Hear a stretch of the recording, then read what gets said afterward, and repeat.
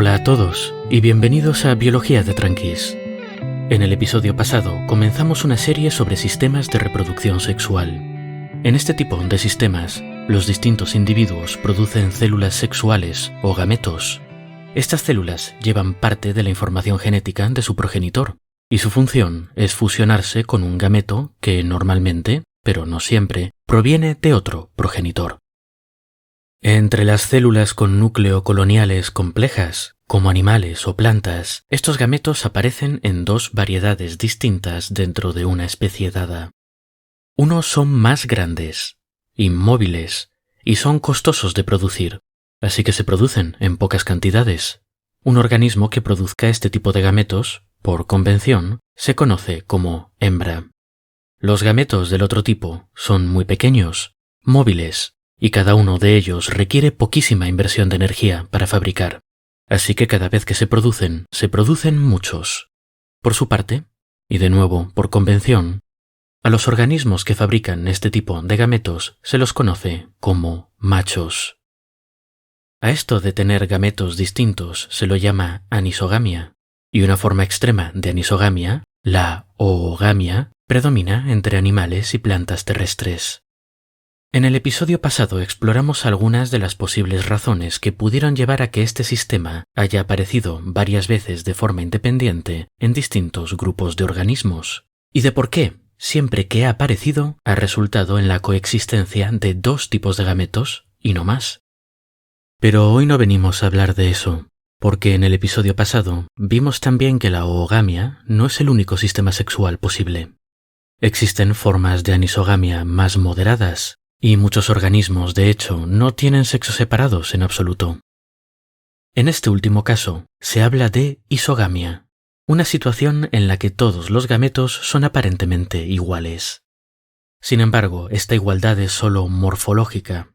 La presencia de ciertos marcadores bioquímicos suele dividirlos en dos o más tipos de compatibilidad, que definen qué gametos pueden fusionarse con cuáles. Este tipo de sistemas sexuales, un poco más raros de lo que estamos acostumbrados a ver, aparecen en cosas como algas, hongos o protozoos. Estos son organismos en los que muchas veces no nos fijamos demasiado, pero deberíamos hacerlo. Su enorme diversidad en forma de sistemas sexuales y ciclos de vida desafía muchas cosas que solemos dar por supuesto, y que es fácil tomar como reglas inmutables si nos quedamos en plantas y animales. Hoy vamos a hablar un poco de esta diversidad oculta. Y vamos a empezar por unas favoritas de los biólogos. Estos primeros organismos de los que hablamos son algas. Ahora bien, el término algas es un poco amplio y cubre muchos tipos de organismos distintos. Para una visión un poco resumida de todo este tema de las algas, os recomiendo los episodios 25 y 65. Pero los organismos de los que vamos a hablar hoy son algas verdes, del grupo Viridiplantae, en el que también están incluidas las plantas terrestres. Dentro de este grupo, a las primeras protagonistas de hoy se las conoce como volvocales o a veces volvocinas, en ambos casos con dos Vs, un grupo que toma su nombre de su representante más famoso, las algas del género Volvox. Las algas del género Volvox se caracterizan por formar colonias en forma de esfera hueca, compuestas por dos tipos celulares distintos. Unas son células somáticas o corporales, que forman el perímetro de la esfera, mientras que otras son células germinales o reproductoras, que se localizan dentro de la esfera y pueden reproducirse tanto sexual como asexualmente. Estas algas son interesantes porque representan un estado muy esquemático de multicelularidad. Nosotros también tenemos células somáticas, que es básicamente lo que identificamos como nosotros, y células germinales en nuestros ovarios o testículos. Esta división de tareas es una de las características básicas de la multicelularidad, y Volvox es un buen modelo para estudiar sus dinámicas genéticas y bioquímicas en una forma simplificada. Esto se vuelve todavía más interesante cuando ampliamos nuestra perspectiva a otras volvocales. En este grupo encontramos un abanico muy amplio de planes corporales. Tenemos representantes unicelulares, tenemos colonias muy simples de 4 células, otras más complejas de 32, otras de 128, y luego ya Volvox, con colonias comparativamente enormes, de 500 a 50.000 células. Algunas de estas algas coloniales no tienen especialización celular en células somáticas y germinales. Algunas tienen especialización parcial y algunas tienen especialización completa. Estas distintas organizaciones de las colonias en volvocales no corresponden exactamente a etapas evolutivas, pero son lo mejor que tenemos, y sí que representan distintos grados de complejidad que forman un espectro muy interesante. Es por eso que las volvocales son un modelo muy popular para estudiar los principios que rigen la evolución de formas multicelulares complejas y especializadas a partir de formas más simples. Esto nos lleva, de nuevo, a la isogamia y anisogamia. En el episodio pasado, decíamos que la hipótesis predominante sobre la evolución de la anisogamia predecía que la presión evolutiva sobre el tamaño del cigoto tendía a dar lugar a gametos de dos tamaños distintos. Esta presión evolutiva, esta ventaja de los cigotos grandes sobre los cigotos pequeños, podía aparecer por motivos diversos. Uno de ellos es muy claro. Si el adulto va a ser grande, es bueno que los cigotos sean mayores. Las volvocales nos dan la oportunidad de comprobar si esta predicción se cumple, porque esta variedad de modelos corporales y gradaciones de complejidad incluye variaciones en la reproducción sexual, incluyendo la presencia de isogamia y anisogamia. Esto es algo muy importante. Las matemáticas no garantizan la realidad, y las teorías basadas en modelos necesitan hacer predicciones específicas y comprobables que permitan evaluarlas. Efectivamente, lo que vemos en las volvocales es una tendencia general. Las formas unicelulares o que forman colonias pequeñas tienden a la isogamia con dos tipos de compatibilidad. Por otro lado, las colonias grandes o las algas unicelulares de gran tamaño tienden a la anisogamia y a veces a su forma más extrema, la oogamia, con óvulos y espermatozoides. En el género Volvox, las que tienen las colonias más grandes y complejas, todas tienen un sistema de oogamia, en el que hay colonias macho que producen espermatozoides y colonias hembra que producen óvulos. Ahora bien, esto no es universal. Hay algas unicelulares y pequeñas con oogamia y algas coloniales con isogamia. La relación entre tamaño y anisogamia no es tan limpia como nos gustaría. Las volvocales tienden a estar de acuerdo con nuestra teoría. Se portan más o menos bien, pero también nos dicen que las cosas no son tan simples. Esto las hace muy valiosas. Estudiar cuándo la regla se cumple, cuándo no, y los factores que influyen en las excepciones nos ayudará a refinar nuestras hipótesis actuales, o incluso a descartarlas, si por el camino se nos ocurre una alternativa mejor. Pero en este mundo hay cosas más rebeldes que las volvocales. Pensemos, por ejemplo, en las algas marrones. Seguro que las habéis visto alguna vez. Son algas, tienen color marrón, y no son tan diminutas como las volvocales, cuyas colonias más grandes tienen como 2 milímetros de diámetro. No hay algas marrones unicelulares, sino que la mayoría son multicelulares y bien desarrolladas. Pensemos por ejemplo en el sargazo, que forma enormes praderas bajo el mar, en el cochayuyo, que se come en Chile, o en el wakame, que también se come en muchos sitios. Las algas marrones tienen un ciclo de vida complejo, que tiene dos tipos de individuo, uno con una copia de sus genes, o haploide, y otro con dos, o diploide. La meiosis y posterior difusión por esporas asexuales representa el principio de la vida del individuo haploide. Este individuo haploide crea gametos. Los gametos se fusionan con otros gametos de otros individuos y dan lugar al individuo diploide, que crece, desarrolla estructuras para fabricar esporas, hace la meiosis en estas estructuras, suelta las esporas y vuelta a empezar. Si queréis saber sobre esto un poquito más en detalle, os recomiendo el episodio 66. Por supuesto, para este caso a nosotros nos interesa la fase haploide, la que produce gametos. Dentro de las algas marrones encontramos un gran abanico en cuanto al tamaño de los gametos. Tenemos isogamia, con gametos iguales y dos sistemas de compatibilidad, y distintos grados de anisogamia, con diferencias más o menos mayores entre los tamaños de los gametos, incluyendo, por supuesto, oogamia, con óvulos y espermatozoides. De hecho, las algas marrones tienen el honor de tener la anisogamia más leve que se conoce. En algunas especies del género Ectocarpus, los gametos que producen todos los individuos son muy parecidos, células con un par de flagelos. Morfológicamente hay dos tipos pero muy difíciles de distinguir, Uno es simplemente un poquito mayor que el otro, pero no mucho. La diferencia principal, en cambio, está en su comportamiento. El mayor pierde la movilidad muy rápido después de ser liberado. Se posa en el sustrato y se pone a fabricar una feromona, una señal química, mientras que el que es un poquito menor mantiene su movilidad y busca gametos del primer tipo siguiendo la señal química. Esto es anisogamia. El gameto mayor que se mueve menos es hembra y el menor que se mueve más es macho. Pero encuentro que es un caso interesante. Nos muestra quizá el principio de esta anisogamia, cuando la diferencia que hay entre los dos gametos es muy leve. Otra curiosidad de este tipo de organismos, de las algas marrones, es que en muchas especies los gametos son muy independientes. Si les va bien y encuentran pareja, todo ocurre según lo previsto. Se fusionan, crean un cigoto. Ese cigoto se convierte en un individuo con 2 copias de su genoma, del tipo que no produce gametos sexuales, sino esporas asexuales.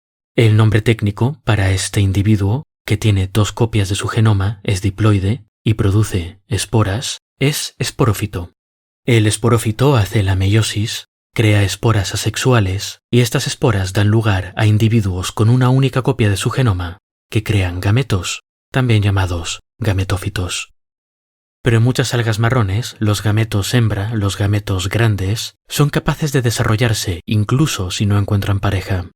Simplemente se desarrollan solos y crean una alga muy parecida al esporófito con 2 copias de sus genes, solo que como no ha habido fusión de gametos, este esporófito es haploide, solo tiene una copia de sus genes. Sin embargo, este esporófito es capaz de crear esporas asexuales también, lo único que las crea mediante una meiosis incompleta, que no reduce el tamaño del genoma, si no tendríamos esporas con medio genoma. Estas esporas, a su vez, cuando se liberan, dan lugar a nuevos gametófitos, es decir, estos son esporófitos perfectamente funcionales, solo que haploides, con una única copia de su genoma. Más curioso todavía es que en algunas especies los gametos macho también pueden hacer esto. Y más curioso todavía es el caso de Phaeurus antarcticus, una alga marrón con oogamia, es decir, con óvulos y espermatozoides, en la que aparentemente los óvulos no pueden desarrollarse solos, pero los espermatozoides sí. Suena muy sorprendente, y solo hay una publicación al respecto, así que puede que sea un error, pero merece la pena mencionarlo. Vemos entonces que las algas marrones se portan un poco peor que las volvocales. Los gametos se desarrollan solos, hay algas multicelulares y relativamente grandes que tienen isogamia, y hay una cosa más. Algunos análisis genéticos moleculares sugieren que el estado ancestral de las algas marrones es la anisogamia extrema, la oogamia. Si esto resultase ser verdad, querría decir que en este grupo la isogamia ha evolucionado varias veces desde la anisogamia, lo cual sería un poco difícil de explicar por la hipótesis que vimos en el episodio pasado. Pero si las algas marrones nos complican la vida, los hongos ya nos rematan. Los hongos son los punkis de las células con núcleo. No juegan según tus reglas. Se levantan cada mañana y eligen el caos. Es hasta difícil hablar de sus ciclos de vida, porque las palabras que usamos, que están pensadas para el estudio de la simple y aburrida oogamia en animales, no siempre son directamente aplicables a sus actividades. Además son un grupo enorme y diverso, y sus ciclos de vida toman formas muy diferentes según qué grupo y qué especie miremos. Para empezar, muchos hongos directamente no crean gametos tal y como los entendemos nosotros, y usan otras formas de aparearse. Esto normalmente requiere un encuentro entre hifas, los finos filamentos de los que se componen los hongos. Si queréis un poco más de información sobre la organización tan distinta a lo que estamos acostumbrados que tienen los hongos, os recomiendo el episodio 46. Pero bueno, esta fusión de hifas de hongos distintos es isogamia. Pues quizá, supongo, un poco técnicamente, pero también podríamos considerar que no hay gametos en absoluto y llamarla nadagamia o algo así. Además, a veces, muchas de hecho, en las setas que veis en el monte, estas hifas se juntan y siguen creciendo, pero los núcleos de cada uno de los progenitores siguen estando separados dentro de la hifa, y estos núcleos siguen dividiéndose independientemente. Así que lo que tenemos no es un individuo nuevo, con una mezcla de material genético, sino una fusión de 2 individuos que tiene 2 materiales genéticos independientes dentro. Es una cosa muy extraña para nosotros. Otras veces, cuando los hongos se encuentran, se forman estructuras que se pueden considerar masculinas o femeninas en un sentido amplio, porque donan o reciben material genético. pero quizá esto es estirar un poco las definiciones de macho y hembra. En cuanto a tipos de compatibilidad, en la mayor parte de los casos, los hongos regulan quién se aparea con quién mediante la existencia de 2 o más tipos de compatibilidad, como vimos en el último episodio. La regla general es que si tienes tipos de compatibilidad diferentes, todo bien, pero si no, no hay apareamiento. La mayor parte de los hongos tienen 2 tipos de compatibilidad, pero otros tienen más. De nuevo, hablando de los hongos que forman las típicas setas que veis por el monte, este tipo de hongos tienen miles de tipos de compatibilidad, así que en la práctica pueden aparearse con cualquiera que no sean ellos mismos. Pero estamos hablando de hongos, así que por supuesto algunos de ellos directamente ignoran esta regla de no aparearse con uno mismo.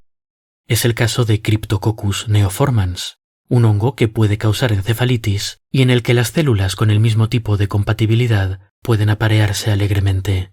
De forma efectiva, estos hongos no tienen tipos de compatibilidad y si quieren aparearse con ellos mismos, pueden.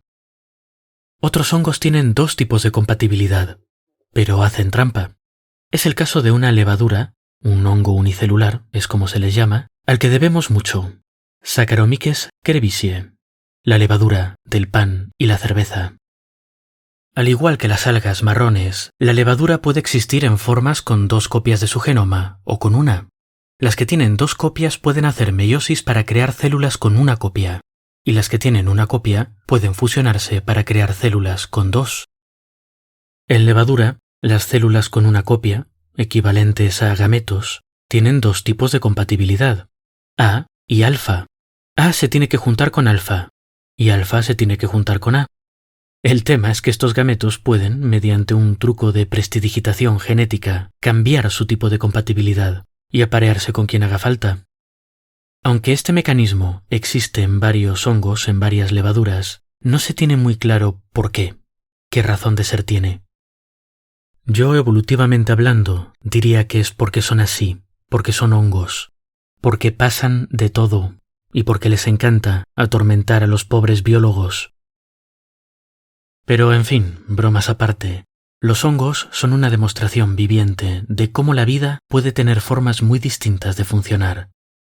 En el caso de los hongos, cosas como nuestros conceptos de macho y hembra, isogamia y anisogamia, o incluso gametos, no se ajustan demasiado bien a lo que está pasando. Y por su parte, aunque no sean casos tan espectaculares, las algas marrones nos enseñan que incluso dentro del marco habitual que usamos para hablar del sexo, hay mucho margen de maniobra para la variación. En el mundo de la biología, como en el de la piratería, más que leyes hay pautas, recomendaciones, tendencias, pero pocas garantías de que se respeten. En los próximos episodios volveremos a aguas más tranquilas. Nos centraremos en la oogamia, principalmente en la de animales, pero también hablaremos un poco de plantas. Veremos qué tipos de comportamientos, cuerpos y fisiologías han derivado de la simple existencia de estos 2 sexos, estas 2 estrategias reproductivas. Espero que sea interesante, pero mientras tanto, creo que siempre es bueno tener en mente que lo que solemos estudiar como formas canónicas de metabolismo, reproducción, desarrollo, etc., suelen ser más bien las formas típicas de animales, que para nosotros, claro, son las más familiares porque somos animales. Pero recordemos siempre que hay muchas otras formas de existir ahí fuera. Hasta la próxima, pues, y espero que hayáis disfrutado el episodio.